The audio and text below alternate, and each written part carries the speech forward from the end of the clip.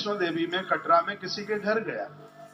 मैं बच्चों से बहुत प्रेम करता हूँ, बहुत ज्यादा। मुझे आपसे भी आपके बच्चे ज्यादा अच्छे लगते हैं, बहुत भाते हैं, बहुत अच्छे लगते हैं। तो एक 15-16 साल का बच्चा, मैंने कहा इधर आ मेरे पास, आ गया। मैंने कहा बेटा कौन सी क्लास में? उसने क्लास बताई। मैंने पूछा बर्थ डेट कब की है? उसने वो बताई। कितना साल का हो गया बच्चा? पूछा उससे। मैंने पूछते पूछते उसको पूछ लिया कि बेटा मम्मी पापा के पाँव कब के छुए, कब छुए थे? उसने कहा मेरे एग्जाम थे पिछले महीने, जब मैं पहला पेपर देने के लिए जा रहा था तो मम्मी पापा के चरण छू करके गया। शालीनता है, अच्छी बात है।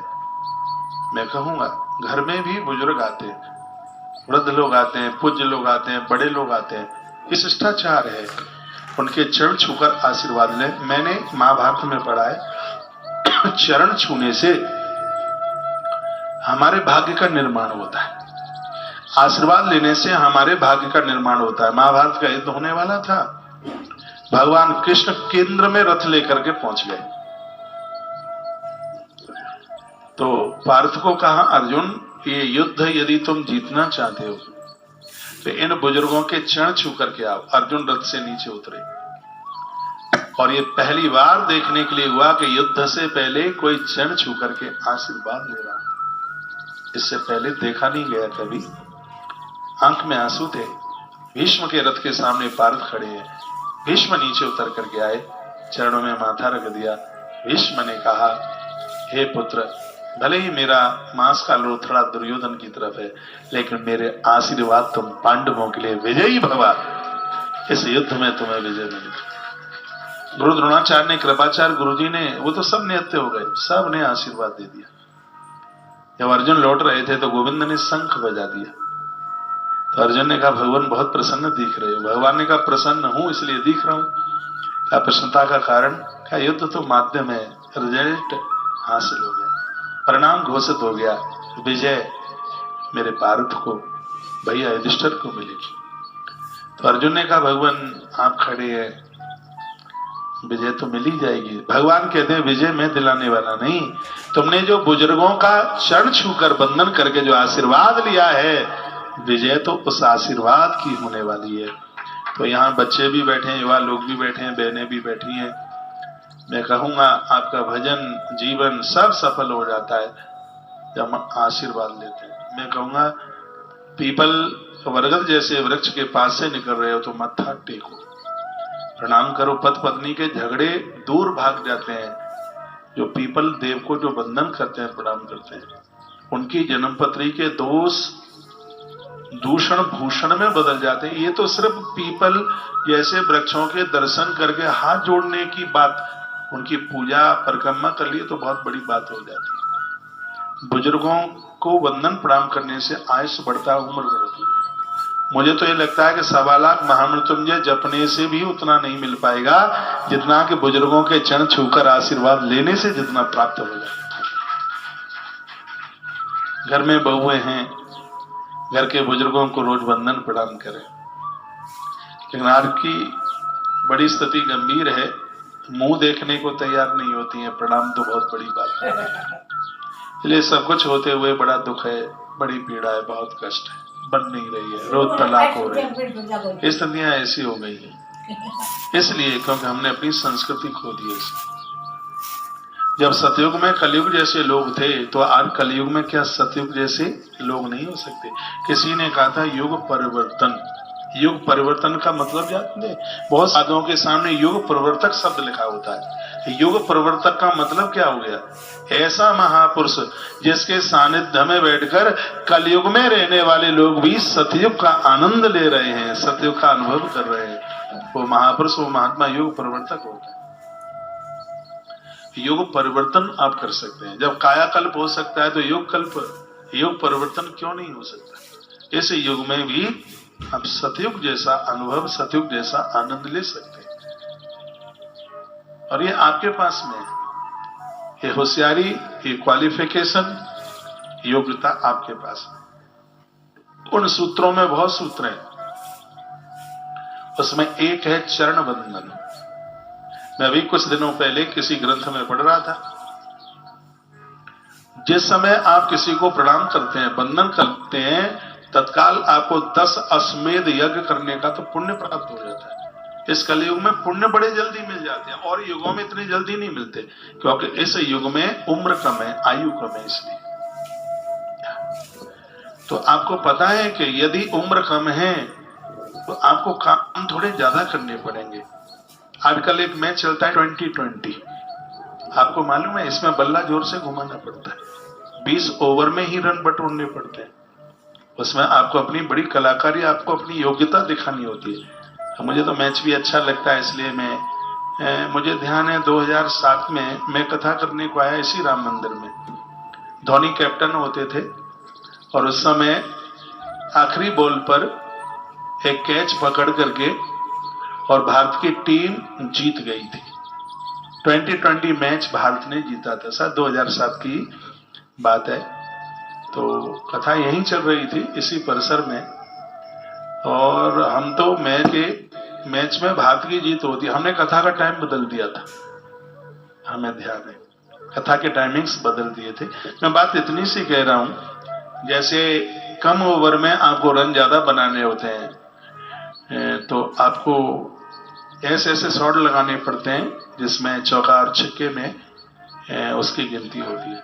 उम्र बहुत कम है, ये बिल्कुल नहीं सोचना है कि 50 के बाद करना है कि 60-70 के बाद करना है, आयु बहुत कम है। और ऐसी पिच पर आप खड़े हैं, कैच कब लपक लिया जाएगा, कब विकेटें गिर जाएंगी पता नहीं है, और विकेट तो कब गिर जाए मालूम नहीं है। इसलिए अपने पूरे रन जल्दी से जल्दी बना लो। रन बनाने का मतलब है कामों को इतने जल्दी से जल्दी कर लो, यदि मर भी जाएं तो इस बात का सोचना हो कि हम अच्छे से अच्छे काम ना कर पाए। बहुत लोग खेलते खेलते अंत में विकेट भी गिर जाता है तो ले कहते हैं क्या कमाल की बात है, कोई बात नहीं है, आउट हो गया, रन आउट गया, कोई बात नहीं है, लेकिन जितनी देर तक पिच पर खड़ा रहा उतनी देर के लिए उसने कमाल दिखा दिया। जब तक इस पिच पर खड़े हैं, जीवित हैं, तब तक ऐसा कुछ कर डालो हमारे जाने के बाद भी लोग कहें बड़ा कमाल का आदमी था। आप खेल दिखाए, हाँ सब अपना खेल ही तो दिखा रहे। और प्रेम भैया कैसे हैं, ठीक है? मुझे सबके नाम याद है। एक तो माई अचम्मा कर रही थी, महाराज इतने समय के बाद भी आपको हमारा नाम याद है। मैंने कहा जी, कौन ऐसा बेटा होगा जो माँ का नाम भूल जाए, कौन ऐसा भाई होगा जो अपने भाई का नाम भूल जाए? मुझे तो नहीं लगता है। सच मानिए, छाती फाड़ करके दिखाऊं तो शकल तुम्हारी दिखा दूं, मैं करूं क्या? अफसोस है मुझे इस बात का, क्योंकि मैं छाती चीर नहीं सकता, क्योंकि मैं हनुमान नहीं, मैं इंसान हूं, इसलिए। नहीं तो शकल तो आपकी बैठी है। आप लोगों से बहुत स्नेह लिया, बहुत प्रेम लिया है।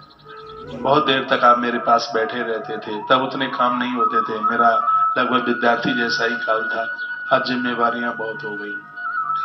आज इन किए गए कार्यों पर हजारों लोगों का घर चल रहा है। ऐसा संकल्प लिए बैठे हुए हैं कि लाखों लाखों गौ माता के लिए हम जीवन, उसको सुरक्षा, उसको छत, उसको आवास, उसको जगह दे सकें। मूक जीव है, बोल तो सकते नहीं, हाँ कहाँ वो बोलेंगे, लेकिन जो बोल नहीं सकते, जो सुन नहीं सकते, उनके लिए जो कुछ करता है, सच मानिए उसको ही पिता कहते हैं। ऐसा महाभारत में लिखा है। आप सब रिंकू टिंकू के बबलू और डबलू के पापा बन गए, तो ये तो ऐसी कोई बहुत बड़ी बात नहीं रही है। सच तो तब है जो बोल ना पाए, जो सुन ना पाए, उनका भी पेट आप भर दें, उस दिन आप असली मम्मी पापा, उस दिन आप असली माता पिता बन जाएंगे। उस दिन उनके लिए आप करते रहिएगा। आप सब लोग पहुंचे हैं कथा के पहले ही दिन, बड़ा आनंद हुआ है आपके बीच में। टाइमिंग्स का ध्यान रखिए, मैं टाइम का बड़ा पक्का हूं। 3 बजे हनुमान चालीसा शुरू हुआ है, 3:30 में पहुंचूंगा और 7 बजे तक कथा चलेगी। आज तो अभी पहला ही दिन था, कल से आप देखिए, आप कहोगे महाराज जी थैंक यू वेरी मच, आपका धन्यवाद, कथा में बहुत आनंद आ गया। कल बच्चों को लेके आइए, मेरी कथा में बच्चों के लिए बहुत कुछ है। अपने घर के जेंट्स लोगों को लेके, पुरुष लोगों को लेके आइए।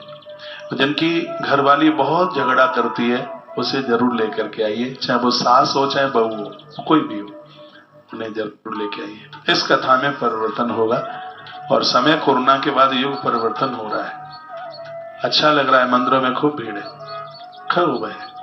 बच्चे भी मम्मी पापा को समझ रहे हैं, देवताओं के सामने हाथ जोड़ने में लगे हुए, ये दिख रहा है।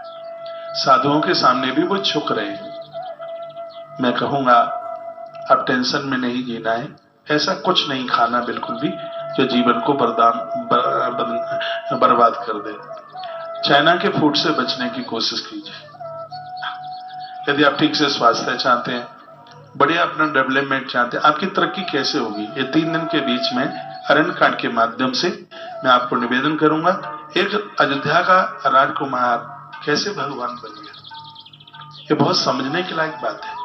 वो तो पैदा हुआ था तो राजकुमार था। वो जब अवध की धरती पर जिसका आना हुआ वो राजकुमार ही था, लेकिन एक साधु के सानिध्य में आके, और वो महात्मा विश्वामित्र थे जिन्होंने इतना बड़ा डेवलपमेंट कर दिया।